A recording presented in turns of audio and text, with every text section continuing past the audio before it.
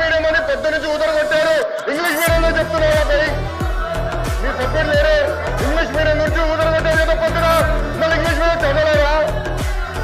పొద్దున English medium అన్నారు. అరే ఇంగ్లీష్ లో చెప్తే భయపడతారు. ఏ భాషలో చెప్పాలి? గవర్నర్ గారు చదివింది ఇంగ్లీష్ లో. మీరందరూ బైకాట్ చేయకుండా కూర్చుంటే బాగుండేది. అరే అది కాదు, ఇంగ్లీష్ మీడియం చదవకూడదా? ఇంగ్లీష్ లో ఉందని చెప్పకూడదా? అరే మీరే ఇంగ్లీష్ మీడియం అని పెద్ద ఊదరగొట్టారు. మీరు స్పీచ్ పేపర్స్ సపోర్ట్ చేసి ఇంగ్లీష్ మీడియం ఎత్తేసుకోవాలని కూడా మాట్లాడారు.